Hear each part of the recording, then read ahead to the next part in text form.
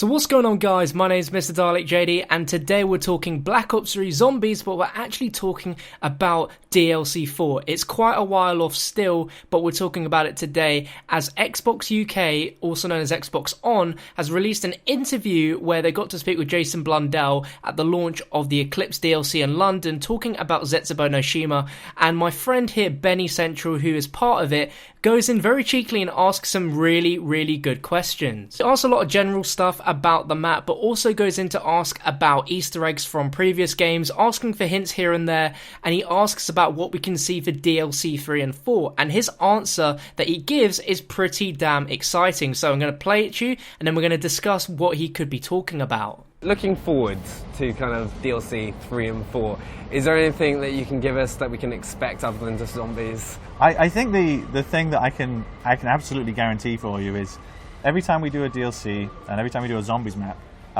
we cram it absolutely packed full of narrative, as we're kind of taking you to this kind of ultimate place in DLC 4, which when you get there, essentially it's going to put braces around the whole 8 years worth of zombie storyline that we've been telling from the very beginning of Nacht at the end of World at War all the way to the name that I can't tell you right now for DLC 4. I think that's one of the great things about it, though, is everything is interlinked. You're always looking back. Like, think about it, we haven't found stuff in World at War, so there's got to be little story hints all the way along that people will just blow people's minds. So his wording is, by DLC 4, I will have put braces on everything in the last 8 years, all the way back from Nacht and Toten to where we're going with DLC 4. And he also calls DLC 4 the ultimate place, combining the idea of an ultimate place and the fact that he'll have braces over everything in the last 8 years. Every single zombies map there's ever been, every little bit of story is going to interlink and pretty much make sense and be explained to us in this final map. And this isn't exactly brand new to us, we've known about this for a little while,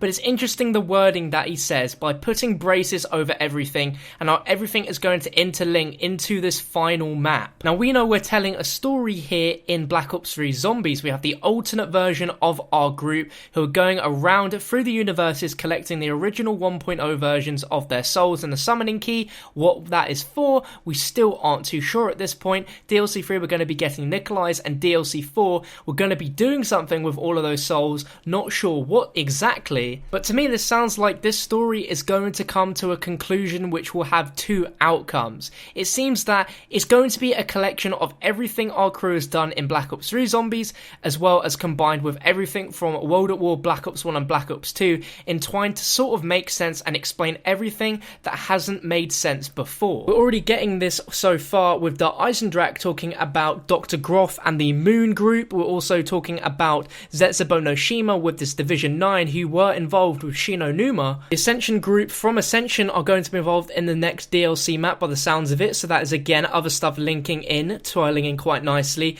So what this fourth map could be is as a sort of mystery, because we don't have a location. All we know is this is going to be an ultimate place, and this is going to be on a scale which is going to surpass Origins in terms of the epicness that map was when it first dropped in Black Ops 2. We had no idea what we were expecting with that map, were we? Now, like I said, it sounds like this is going to be somewhat of a conclusion. We know that by the end of DLC 4, Origins, the end cutscene, is going to make absolute complete sense, and to me this almost sounds like a conclusion to the story with our characters. The ultimate goal is to follow this path that Richthofen's led them on, collecting the souls and ultimately using them for some method to make sure that the safety of the children is preserved. And once that's happened, we have no idea what's going to happen next. It seems like almost like an ultimatum. It's like a kind of like do or die situation where they have to do this in order to fix everything in the universe. And what happens once everything's been fixed,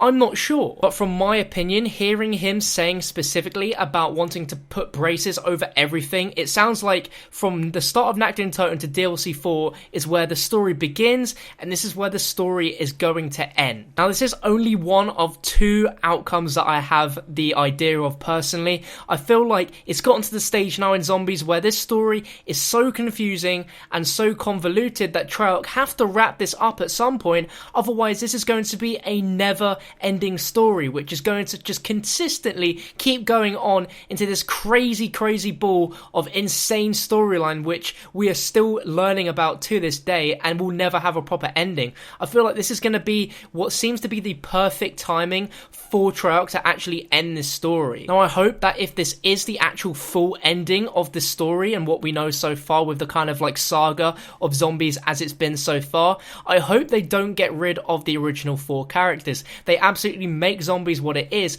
and I can't imagine us playing as a permanent crew with different characters. It just would not be zombies. So that's why I have the other idea, which is this is going to be a conclusion to the story so far, and it's going to solve everything, but there's going to be a massive plot twist or just a massive cliffhanger, just like Origins, where something's not going to be quite right. I feel like with the crew, it's been said before that although Premise led the way, it will ultimately fail. I feel our crew will not fail in this mission. It seems like they have a backup plan with those blood vials, and I will make another video talking about my ideas of the blood vials very, very soon, but I feel like it's not going to be the end in that sense. Our characters are not going to fail. They're going to achieve this mission because they've put so much effort and so much time and effort, time traveling, doing all this crazy stuff to readjust and fix the events of history, that there's no way that they can fail. Even quotes from Nikolai on the Giant suggesting that he's killed several Richtophens already means that they've done this a lot of times now,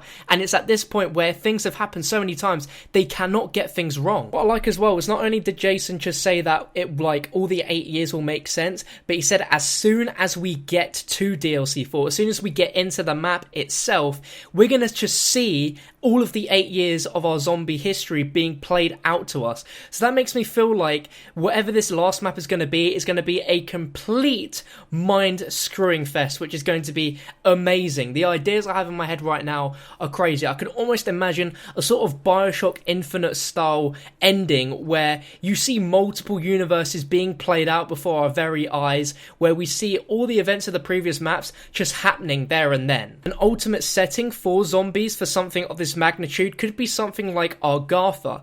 We know that Samantha was trapped in Argatha. In Origins, you set her free, and you also let Maxis into Argatha. But that's only one timeline. We know in another, we have the house with the children and Maxis there, and we aren't sure what on earth is going on with that. But I can definitely assume that we'll see some sort of area where we'll be playing inside the house itself, actually exploring it, maybe even seeing Samantha and Eddie before our very eyes and interacting with them. It's incredibly early to be talking about DLC 4, I know, but seeing this interview has just gotten me so incredibly excited for what the future can hold. I wanted to bring this to you guys and just share my initial thoughts about this. There's probably going to be a few more videos coming out in the next coming weeks and months as we get even closer to DLC 4, especially once we've been to DLC 3. I'm just so excited for what Jason Blundell calls the ultimate place in DLC 4. Could be a slight reference to a alternate version of the crazy place from Origins, as that was not part of the actual Origins world. From what I can understand from the story, it's a completely different like realm almost, and that's where we open the gateway to Argatha. Please let me know your thoughts on this down below in the comment section, and if this got you hyped, definitely drop a like rating on the video. I would appreciate that, and make sure to subscribe for more future videos talking about DLC 4, as this is going to be absolutely mind-blowing, and I can't wait to see what Jason and the team have up their sleeves with this one. But thank you for watching. I'll catch you on another one very, very soon.